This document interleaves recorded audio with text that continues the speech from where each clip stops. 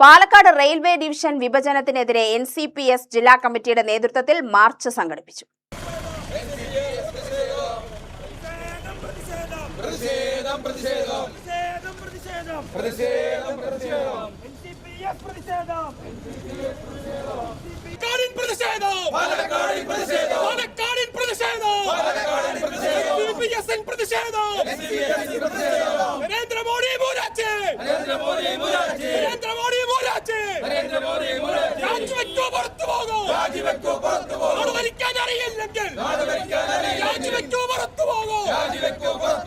ഒലവക്കോട് സായി ജംഗ്ഷനിൽ നിന്ന് ആരംഭിച്ച മാർച്ച് റെയിൽവേ സ്റ്റേഷന് മുന്നിൽ പോലീസ് തടഞ്ഞു. തുടർന്ന് നടന്ന പ്രതിഷേധ യോഗം NCPS സംസ്ഥാന വർക്കിംഗ് പ്രസിഡന്റ് PK രാജ ഉദ്ഘാടനം ചെയ്തു. പാലക്കാട് ഡിവിഷന്റെ ഏറ്റവും മൂല്യവത്തായ ഭാഗങ്ങൾ നേരത്തെ തന്നെ സേലം ഡിവിഷൻ രൂപീകരിക്കുമ്പോൾ ദാനം ചെയ്തു കഴിഞ്ഞതാണ്, അല്ലെങ്കിൽ പിടിച്ചുപറിക്കപ്പെട്ടതാണ്.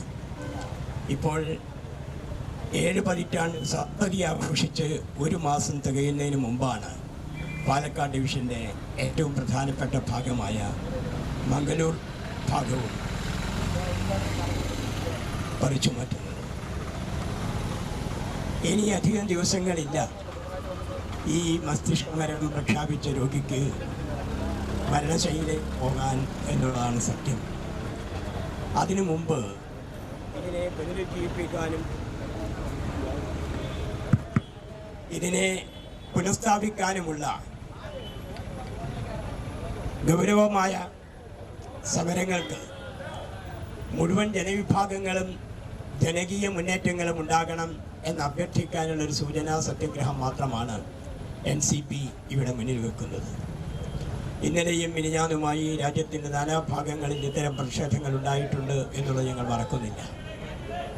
മലയാള മനോരമ എഴുതി, ഇപ്പോൾ പ്രതിഷേധ സമരങ്ങളല്ല ആവശ്യം, നഷ്ടപരിഹാരത്തിനുള്ള പാക്കേജ് ആവശ്യപ്പെടലാണ് എന്ന്. മനോരമ ഓർക്കണം, വർഷങ്ങൾക്ക് മുമ്പ് അങ്ങനെയൊരു നഷ്ടപരിഹാര പ്രഖ്യാപനമുണ്ടായി.